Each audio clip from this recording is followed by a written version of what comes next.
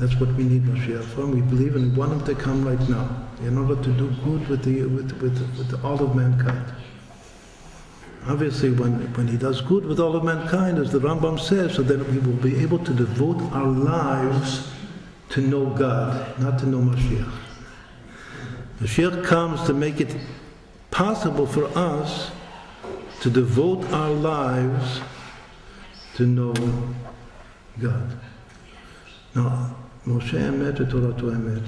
Moshe Rabbeinu is the general level of Da'at of the Jewish people. Da'at means to contact. A person is in contact. And Da'at is the sense of truth. Moshe Emet v'Toratu Emet. What is the definition of the word truth? Truth is something that is eternal.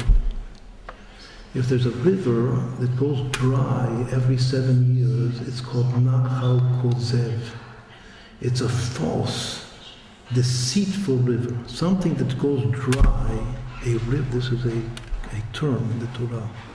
If a stream, a river goes dry after so many years, it means that from the outset, from the very beginning, it was deceitful. To be true means never to go dry, never to stop, to be eternal. For the Torah to be true, it has to be eternal. Otherwise, it would be deceitful. There's a way that the other religion understands, relates to the Torah. It relates to it as a stream of water that at a certain point in history went dry, stopped. In a certain sense. Doesn't mean that they don't still read the Bible. But all of the obligations, they feel that they're not obliged to live by these obligations. To contact something means to experience its innate truth. There's a very important phrase of the sages, Nikarim divrei emet. Very many people, especially that were born far from Judaism, whether it's Jewish people or other souls that were born not Jewish and want to become close to Judaism, that at some point in their lives they have a divine experience. They open up a text, like yesterday we talked about Pirkei Avot, for example, the ethics of the Father. And they read one line, and this person, you, whoever it happens to be, has read all kinds of spiritual texts in his life. From India, from here, from there. He opens up a text of something, he reads one line. This is the truth. This is the truth, and everything else that I read up until now is not the truth. Where does that come? It's not a proof. It's not. What part of the mind is that experiencing coming from? It's called Nikarim divrei emet. It's coming from. That's called Da'at. Because Da'at is hakara. To recognize the truth of something, that is the meaning of the third intellectual faculty, which is called Da'at. And every Jewish soul has that faculty of Da'at. To simply recognize without, it's not an intellectual proof. It's like falling in love with someone. It's like, this is my soulmate. I met many people up until now. Tens of people. Maybe later we'll talk about Yitro, Jethro, that he was a priest to every religion on the face of the earth. He read all the books, all of the mystical books, all the spiritual books. But one moment he said, no, that's not my wife or my husband. And he reads one line, and this is the truth. This is it. That's called Da'at, and every Jew has that faculty of Da'at. Moshe Emet, to recognize that Moshe Emet v'Toratu Emet. And if Moshe Emet v'Toratu Emet, then it doesn't stop. It's never going to go dry. Right, so this, in very, very short, we explained the three basic topics of the debate, and how they correspond spiritually to the three intellectual faculties of the soul, the Chokhmah, Bina, and Dat. We'll conclude with one more very important thing in the debate, that one of the things that the other side quoted, he quoted a saying of Chazal, of the sages, a midrash, that the Mashiach is greater than Malachei HaShoret, greater than the angels. So if he's greater than the angel, he must be God. That's what he said. So the Ramban laughed at him. He laughed almost everything that he said. And he said, first of all, there is such a quotation, Mashiach is greater than the angel, but there's also a quotation that all tzaddikim are greater than the angels. The whole Jewish people is greater than the angels. One of the most important verses about Mashiach is Hinei Yaskir Al-Dias in Isaiah 53. Whoever knows what Isaiah 53 is, that's the chapter that is most quoted by the other side. So there, maybe the greatest of the verses that describe Mashiach in a 5-stage elevation. Hinei yaskir avdi arum v'nisa v'gava ma'od. That my servant, God calls my Mashiach my servant, Avdi. Avdi, my servant, will be intelligent. Yarum v'nisa v'gava ma'od. He will be exalted and uplifted and very high. So there are different medrashim what those terms refer to.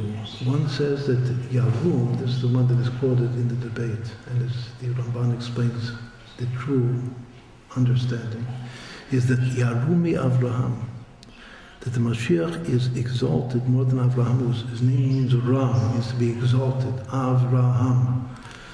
Yarum, Hinei Yaskir Avdi Yarum me Avraham.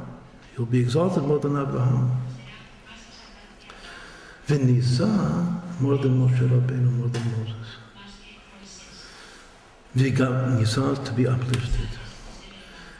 V'gava, but to be on the high, and very on high. V'gava mod, mi Malachei HaShoret. That's actually the midrash that he and the other side quoted.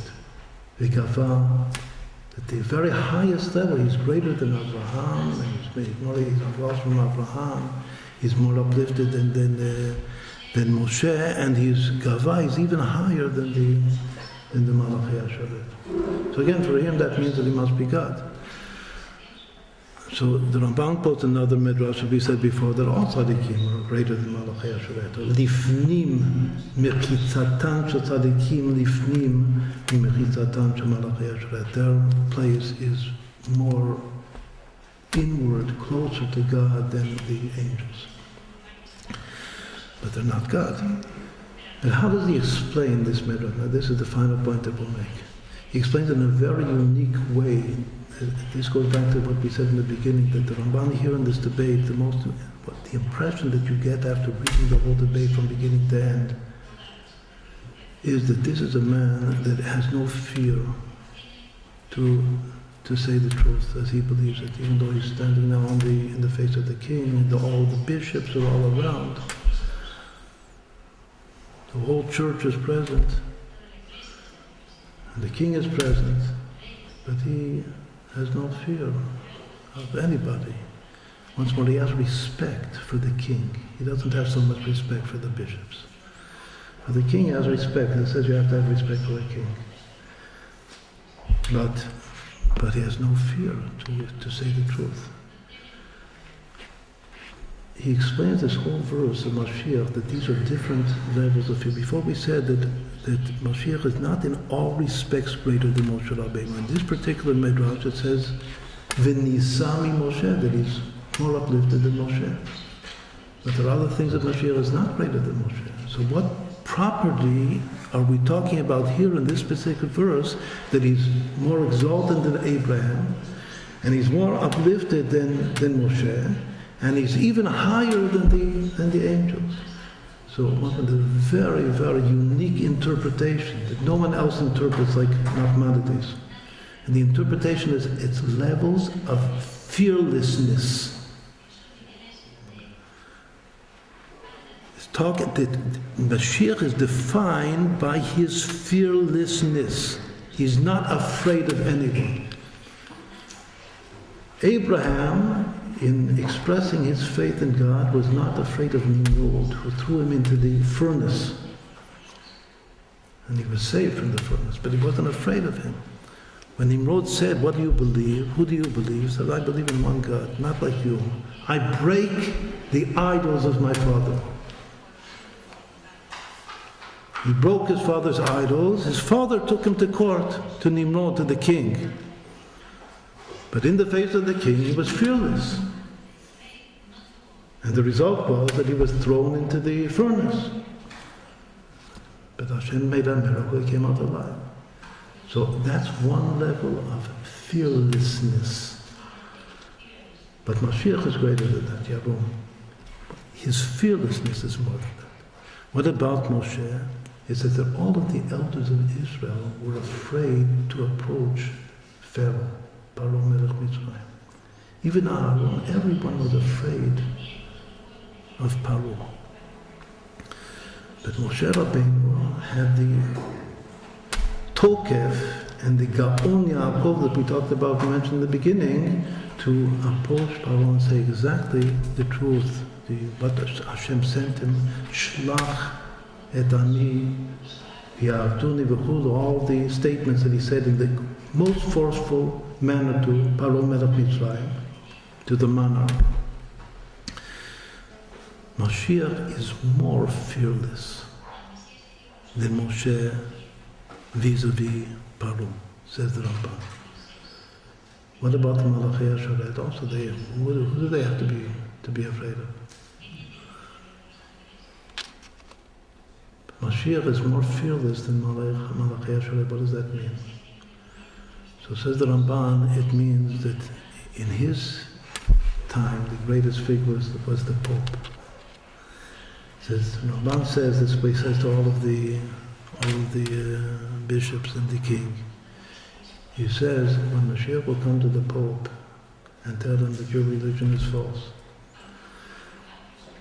and that you have to believe in the Torah and in Judaism, which was given, the 7 mitzvot were given for all of humanity, and one of them is not to believe in idolatry, and the Trinity is idolatry.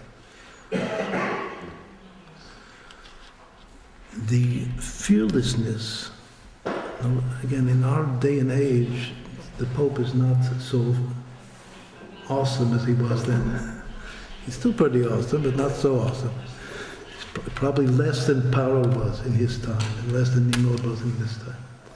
But to understand this, what does that represent? It represents all of the culture, all of the accepted precepts of culture, of the modern culture, modern civilization, Western civilization, Eastern civilization. The level of fearlessness that is demanded today from Mashiach is greater than the fearlessness of Moshe and the fearlessness of Avraham Avinu. And apparently from this Midrash and the way the Ramban interprets it, even the angels are afraid to knock against all of the accepted faith system, belief system of modern civilization, in order to assert the true faith of Israel. Once more, this is now the last idea, that the Ramban says that what's greater in Mashiach more than everyone that preceded him is not that he's a greater prophet,